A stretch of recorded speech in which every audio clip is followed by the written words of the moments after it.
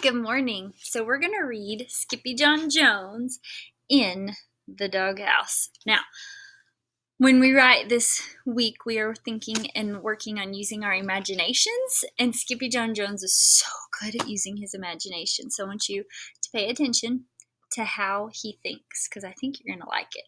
Skippyjon Jones in the Doghouse. Written and illustrated by Judy Schaffner. Between the hours of 1 p.m. and 3 p.m., Skippyjon Jones created his finest piece of artwork ever. What is he creating his artwork on? Looks to me like the wall with crayons. Have you guys ever done that? Oh, that's bad juju. You'd be in big trouble. Okay. It went up and down and all around the newly painted hall. And this rubbed his mama's fur the wrong way. "Drop that crayon right now, Mr. Doodlepaws," commanded Mama Junebug Jones. "You're not the boss of me," said Skippyjon Jones. Uh-oh, is he going to be in major trouble for that? I would have been. "In your dreams, Mr. Beans," said Mama. "I cannot believe that in 2 quiet hours you covered the walls with those cockeyed chihuahuas," she scolded. "You are not a chihuahua, you are a naughty Siamese cat, and you need a time out to think about that." The kitty boy did not budge. And look, the little sisters, they're finishing up his artwork on the freshly painted wall. And this book is very loved. It's fallen apart, so you have to bear with me. But Junebug could be very persuasive.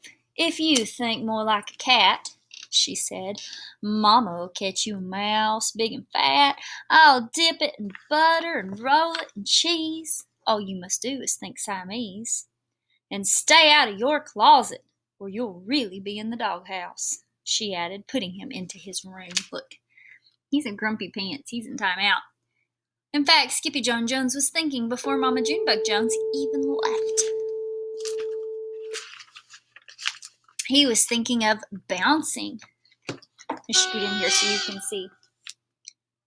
"Doghouse," repeated Skippyjon Jones, beginning to bounce. First he bounced high, then he bounced low, pointing his rear to the chair down below.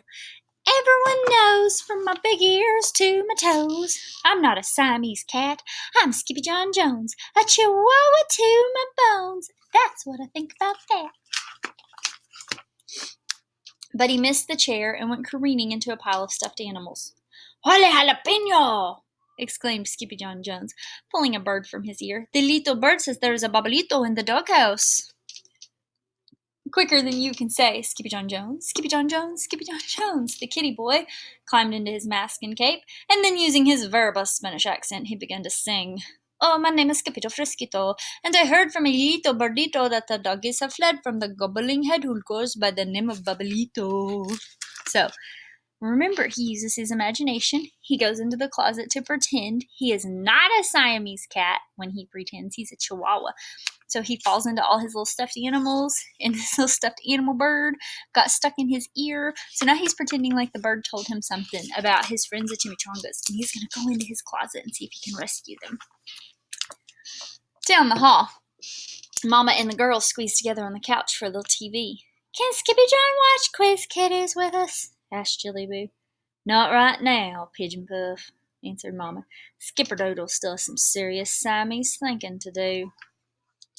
But Skippyjon Jones was not thinking Siamese. He was thinking Chihuahua. And look, when he goes into his closet, here's the piñata he used in his first one. That was the bad guy. And here's all his little stuffed animal chimichanga guys. And if you look, you'll see things from other stories in here too. So I think today he's going to use this big dollhouse. It's going to be part of his story. We're going to find out. Quiet as a cotton ball, Skippito rolled into his closet. He blew past a boulder, chugged up a hill, and arrived alongside a shack perched 2 bones shy of the end of the world. "Where the heckito am I?" wondered Skippyjon aloud. The place bloomed with sniffing noses. "Who wants to know?" growled a voice from inside. "It is I, El Skippito Frisquito, the great sword fighter, the great bambarito eater, the great fly defeater, the great spider biter, the greatest pocaparito of all." said Skippydo. Suddenly a rope cut the air with a snap-edo and wrapped around his paw. Whoa, said Skippydo as he flew under the curtain and into the shack.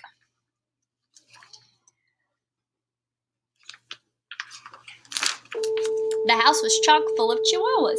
They were cavorting in the cupboards and splashing in the sinks. They were chilling in ice cube trays and melting into drinks. And sitting right in the middle of the mayhem were Old Amigos, the Las Chimichangas. Hola, Scapito! Don Diego, the biggest of the small ones, grinned. We have been waiting for you, dude. Man, that's a mess. Look at all those chihuahuas in that house. Si, Scapito, said Taquito Tito. Yesterday morning we left the house to buy some beans, and at night when we returned, a Babalito was in La Casa Perrito. Not in the little doghouse? Exclaimed Skippydo. Uh-huh, said Paquito Tito. He's a fanatica and so dramatica, and he bobbles and nods in our attica. He must be a pain in the sciatica, said Skippydo. He's a yes man, added Don Diego, and then all of the doggies nodded. Uh-huh, uh-huh, uh-huh, uh-huh. So, I know that sounded like a confusing page. Let's talk about it.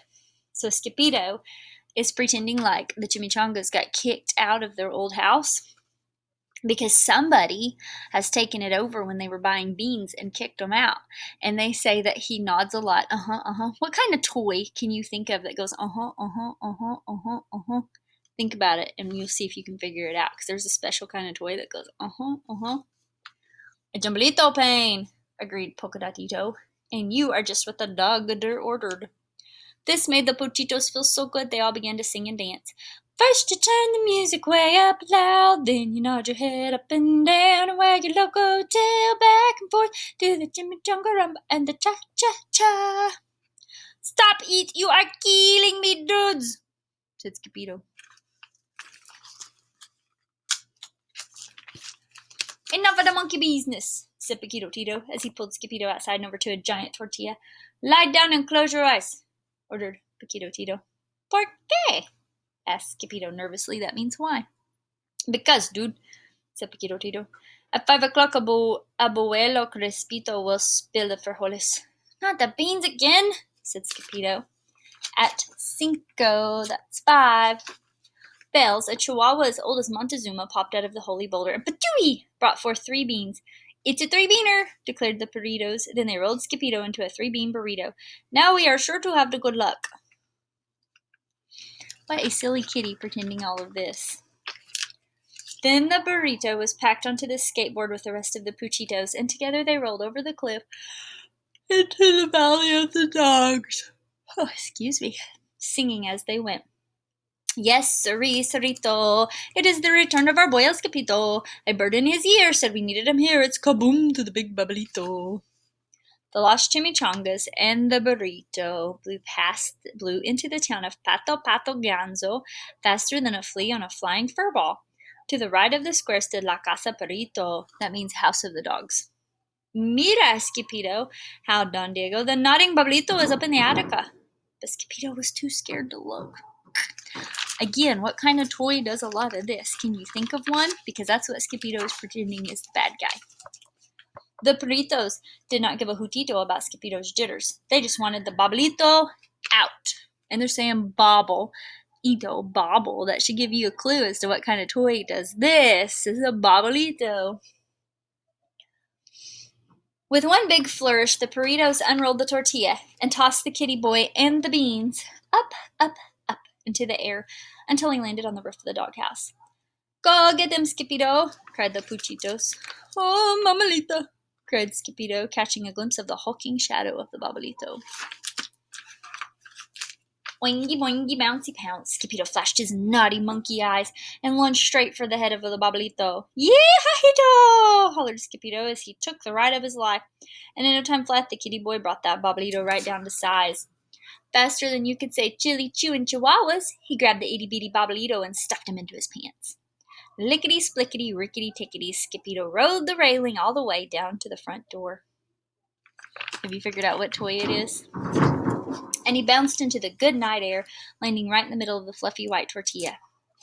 Las Chimichangas rolled Skippito up snug as a bug and began to chant, Muchas gracias, Skippy Dippy Dango, bye Bablito, boogie woogie tango, muchos puchos, licky sticky mango, gozo bozo, chimichango. And they carried the burrito all the way back to his room. When Quiz Kitty's over, Mama Junebug directed her ears toward Skippyjon's very quiet room.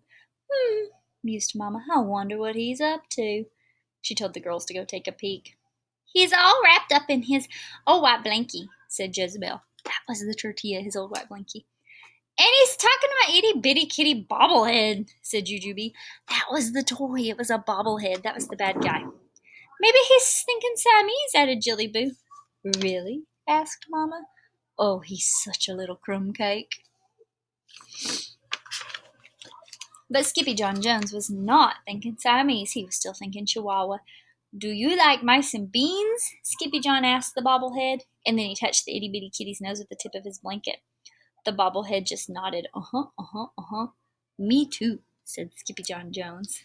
So, silly little kitty thinks he's a Chihuahua. He goes into his closet, has big adventures with the toys and the clothes he has hanging in his closet. I would like you guys to use your imaginations this week and write me some stories. So, today we're doing the park. What do you see? What do you hear? What do you smell? What do you feel at the park? If you wanted to use your imagination when you wrote, not only could you write what you see, smell, hear, touch, and taste at the park in real life, you could start adding some things that were imaginative. Like, what if a dragon flew in while I was playing on the red swing in the park and ate a duck off the pond? I don't know. Think of something crazy like that, and you could write a good imaginative story. It might be even better than Skippyjon Jones. Who knows?